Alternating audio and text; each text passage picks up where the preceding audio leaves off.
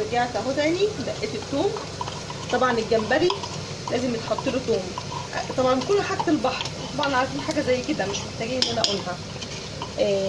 هو اصلا ده اسمه رز بفواكه البحر يا جماعه.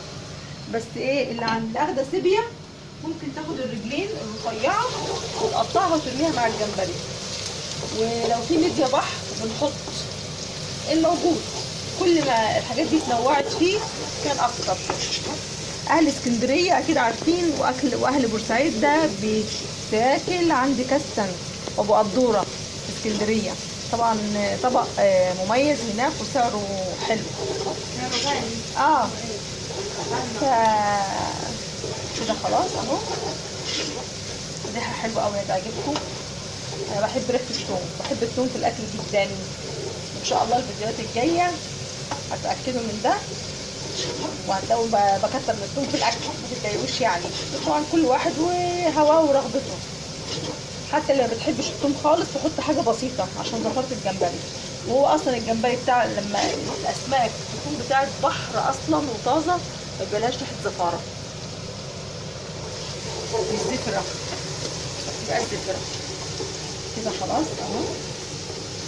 طبعا ايه احنا مش بنخلي البصله تغمق زي الطبيخ عشان الرز بتاعنا ما يغمقش ويبقى ايه وحش.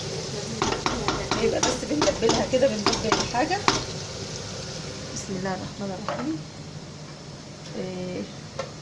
اهو سقطت الجمبري. هو طبيعه الجمبري بينزل ميه يا جماعه، ما تقلقوش دي حاجه. عشان كده لما نيجي نعمل عقد الرز هنقلله، مش هنحط ايه سنة في ايديا.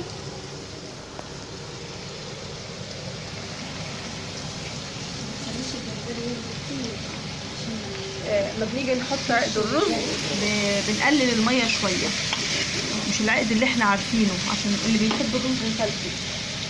انا هحط حبه كركم طبعا، ودي ايه حوالي معلقه اهي عشان يدي لون كده للجمبري.